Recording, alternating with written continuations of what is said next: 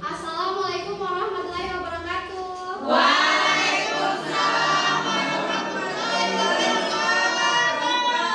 Selamat siang anak-anak. Siang. Sudah siap belajar? Siap. Oke. Sebelum kita belajar, Ibu mau satu orang untuk pimpin doa. Ketua kelasnya. Putri. Ayo pimpin doa.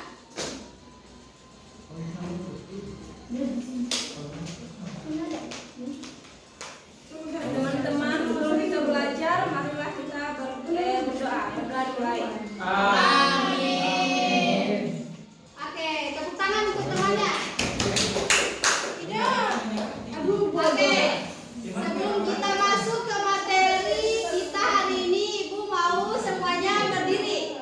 Kita sama-sama menyanyikan lagu daerah dari Sabang sampai Merauke. Lagu nasional dari Sabang sampai Merauke, sorry.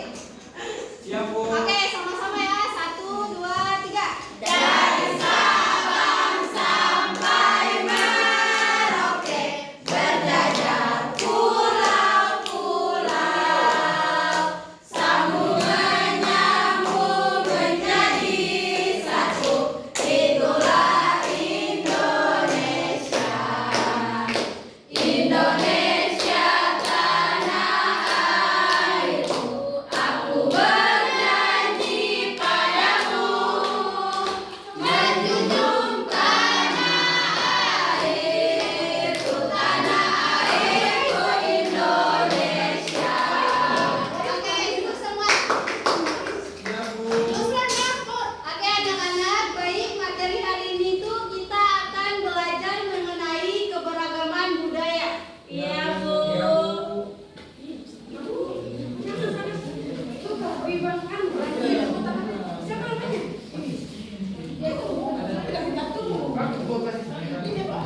Nah, ada yang tahu keberagaman budaya itu apa?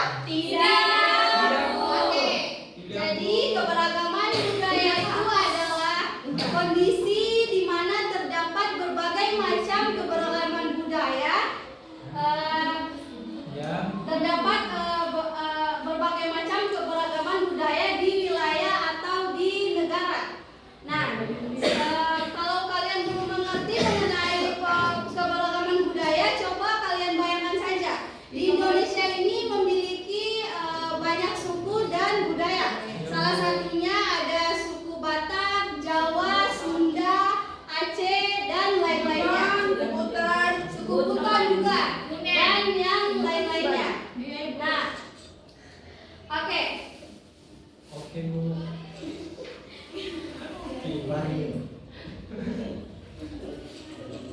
Nah, di antara suku-suku tadi itu terdapat beberapa macam ciri khas, mulai dari pakaian adatnya, juga kebiasaan-kebiasaan dari suku dan budaya masing-masing.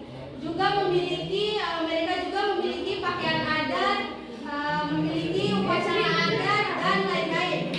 Jadi keberagaman budaya ini merupakan keberagaman yang harus kita lestarikan dan harus kita jaga. Karena dari keberagaman budaya ini kita kita belajar yang artinya menghargai, juga menambah wawasan kita, serta tentunya mengubah hidup kita menjadi berwarna.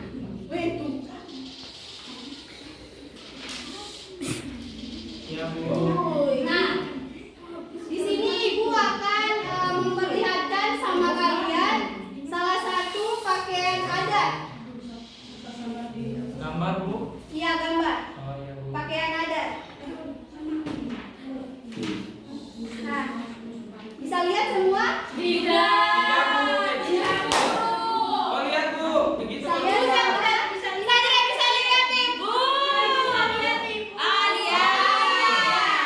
Ini adalah salah satu pakaian adat dari Jawa. Jawa apa, Bu? Tempatnya di daerah Yogyakarta. Oh, iya. Nah, Ini adalah salah satu pakaian adat yang berasal dari daerah Yogyakarta.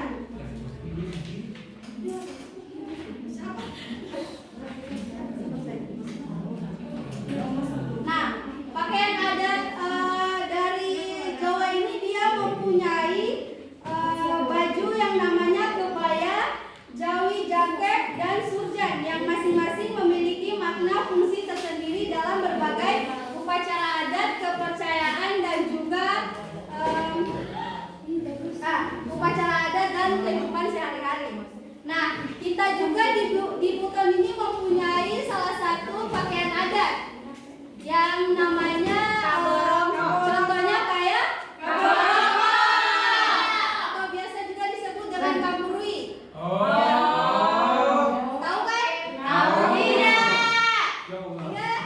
Dia bukan orang Buton, Bu. Dia orang Amerika. Makassar Bu dia. Ada juga dari pakaian adat Sumatera. Nah, Sumatera ini juga dia mempunyai keunikan dari bajunya, yaitu dia baju bundo kedua yang memiliki ciri khas penutup kepala kucing seperti tanduk kerbau dan pakaian penghulu yang melambangkan kepemimpinan dengan warna hitam.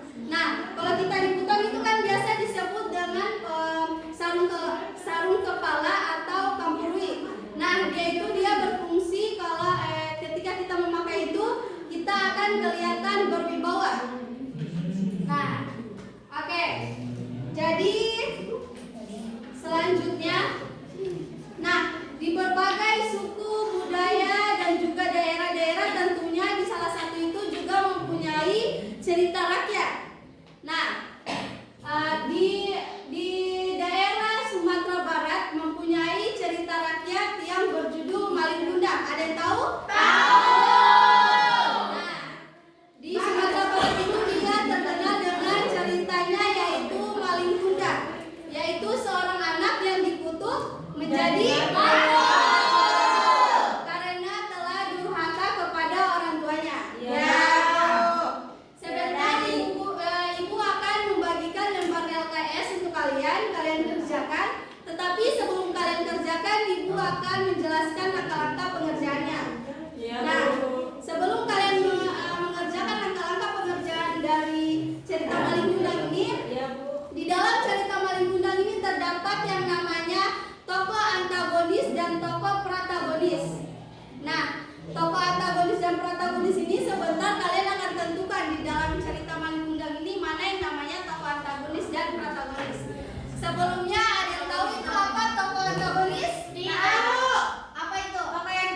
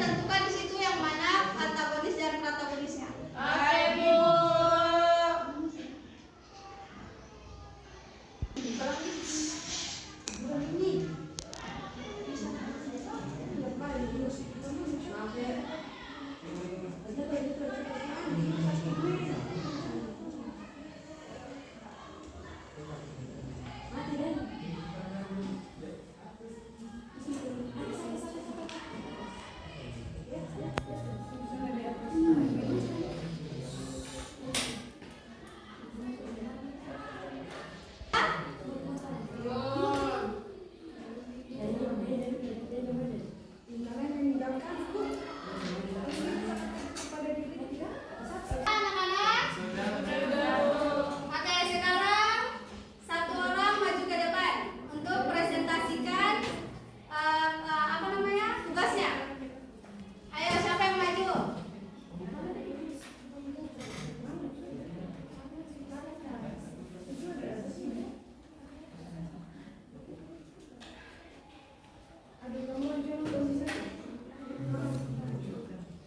Ayo siapa yang maju untuk presentasikan tugasnya sebelum ibu guru tunjuk? No. Yanti guru, Yanti. Yanti. Ayo. Sudah guru.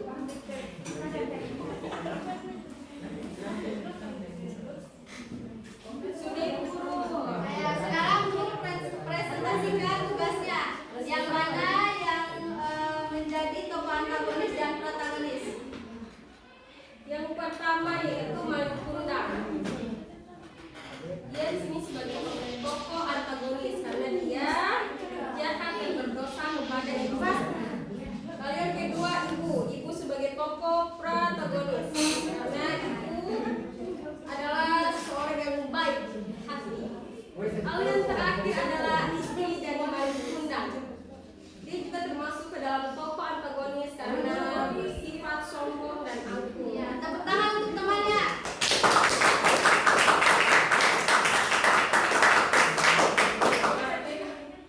Oke, baik. Jadi benar ya, yang dimaksud dengan tokoh antagonis dari dalam cerita Malin Kundang itu adalah Malin Kundangnya sendiri, dan protagonisnya itu adalah ibu dari Malin Kundang. Nah, kita lanjut ke materi selanjutnya. Di sini ibu ada cerita mengenai dua orang sahabat. Nah, dengarkan cerita ibu. Made selesai berlatih tari. Made pulang dengan mengendarai sepeda. Mulainya Made mengayun sepeda perlahan. Kemudian Made mengayun sepeda semakin cepat. Nah, sepeda Made mengalami perubahan dari kecepatan lambat menjadi cepat. Jadi menurut kalian Made itu melakukan gaya apa? Gaya naik sepeda. Jadi menurut kalian Made itu melakukan gaya apa? Ya, benar sekali, gaya otot. Jadi Made itu melakukan gaya otot. Nah, dapat disimpulkan bahwa gaya itu mengubah kecepatan gerak benda.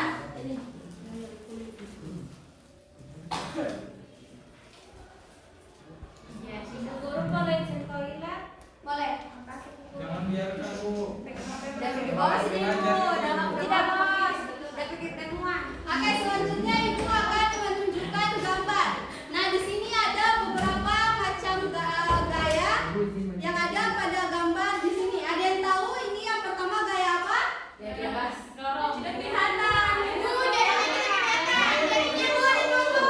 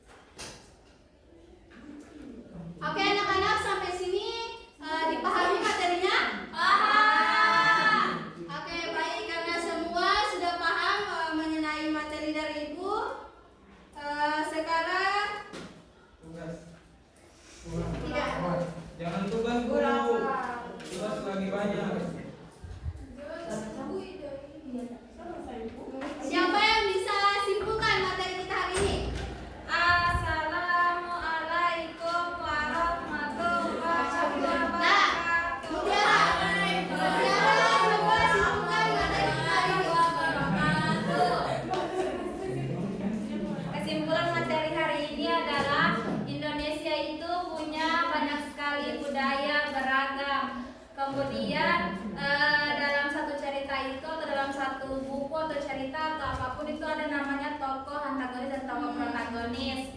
Kemudian gaya otot. Ketika kita mengayunkan sepeda itu namanya kita melakukan gaya otot. Ya.